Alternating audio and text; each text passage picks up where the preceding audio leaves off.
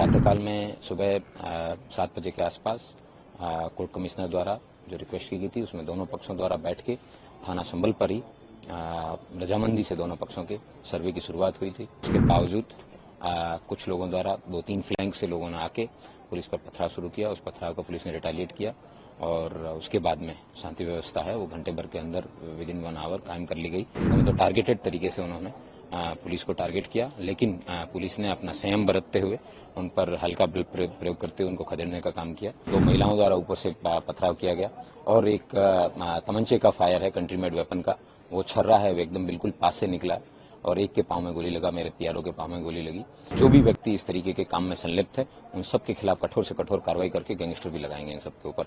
और आज की जो घटना में विभिन्न जो कार्रवाइयों के अंदर जो लोग सम्मिलित थे उन सब के खिलाफ एनएसए की कार्रवाई की जाए। वर्तमान में जनपद संबल में किसी प्रकार का कोई पथराव या आगजनी या इस तरह की कोई घटना अभी प्रकाश में नहीं आई है और शांति व्यवस्था है वो पूर्णतः कायम है। एडिशनल फोर्स भी और मंगवाई गई है और मुझे नहीं लगता है कि कोई इस तरह की अनटूवर्ड इंसिडेंट अभी होगा। मोबाइल की जो इंटरनेट सर्विसेज हैं उनको सस्पेंड करने के लिए 1 दिन के लिए मैंने डीएम साहब से रिक्वेस्ट किया था और शासन द्वारा वो रिक्वेस्ट अप्रूव कर दी गई है। तो 1 दिन के लिए इंटरनेट सर्विसेज हैं वो बंद रहेगी और मैं उम्मीद करता हूँ शांति व्यवस्था कायम रहेगी।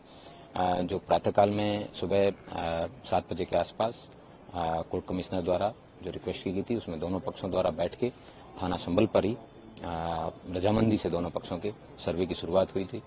करीबन 1.25 घंटे तक सर्वे है वो शांतिपूर्वक चला, किसी प्रकार कोई इश्यू नहीं था, लेकिन उसके बावजूद कुछ लोगों द्वारा 2-3 फ्लैंक से लोगों ने आके पुलिस पर पथराव शुरू किया। उस पथराव को पुलिस ने रिटेलिएट किया और उसके बाद में शांति व्यवस्था है वो घंटे भर के अंदर विदिन 1 आवर कायम कर ली गई।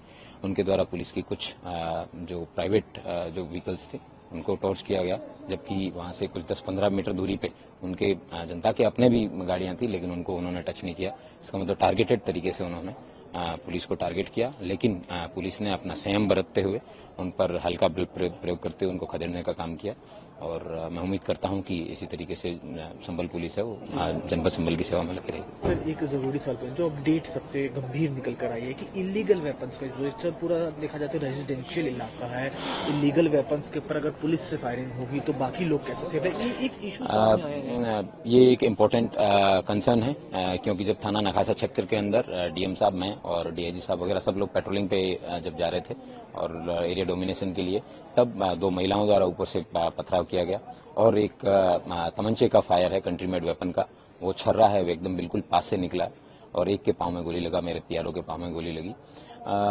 इट इज अनफॉर्चुनेट, लेकिन हर एक घर का सैनिटाइजेशन करना नेक्स्ट टू इम्पॉसिबल है, बट ये बात सच है कि ये एक संवेदनशील जगह है और इस तरीके के जितने भी लोग हैं अपराधी हैं उनके खिलाफ धरपकड़ अभियान भी चलाया जाएगा और जो भी व्यक्ति इस तरीके के काम में संलिप्त है उन सब के खिलाफ कठोर से कठोर कार्रवाई करके गैंगस्टर भी लगाएंगे इन सब के ऊपर।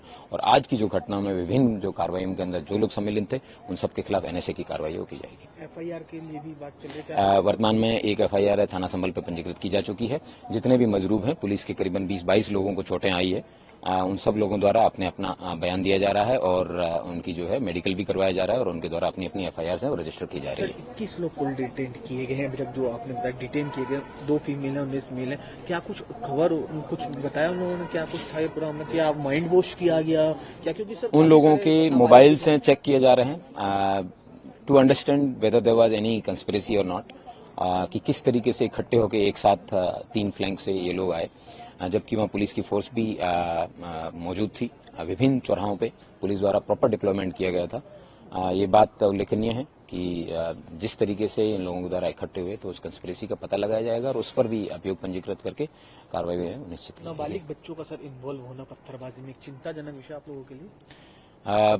मेरे लिए कोई चिंता की विषय नहीं है, क्योंकि जो भी व्यक्ति पत्थर चलाएगा उसको फिर प्रॉपर तरीके से उसको रिटेलिएट भी किया जाएगा, जवाब भी दिया जाएगा। लेकिन मैंने तब भी 3 बार लीगल तरीके से मजमा नाजायज है उसको डिक्लेयर करने के बाद में लोगों से आगाह किया था कि अपने जो है अपना भविष्य को बर्बाद ना करें, आप लोग शांतिपूर्वक अपने घर चले जाएं। लेकिन उसके बाद भी उन्होंने अपने कानून को अपने हाथ में लेने का प्रयास किया, इसलिए जो कार्रवाई है अमल में आपके सवाल सर, डिप्टी कलेक्टर के फ्रैक्चर है, ऐसी तबीयत है, 20 पुलिसमैन 3 सीनियर ऑफिशियल्स भी इंजर्ड है, सबकी तबीयत कैसी है फिलहाल, सब ठीक है? सभी लोगों का मेडिकल है वो जनपद जो थाना स्थानीय यहाँ पे करवाया जा रहा है, लेकिन एक मेरा कांस्टेबल है जिसको यहाँ पे सिर पे हेड इंजरी है वो एक बड़ा पत्थर है, वो उसके सिर पे आगे लगा सीधे।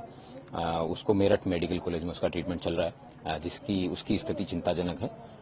बाकी लोगों की जो ट्रीटमेंट है वो यहीं से चल रहा है और सभी लोग अपना अपना ड्यूटी पे करना, duty is more important then the health many times I understand.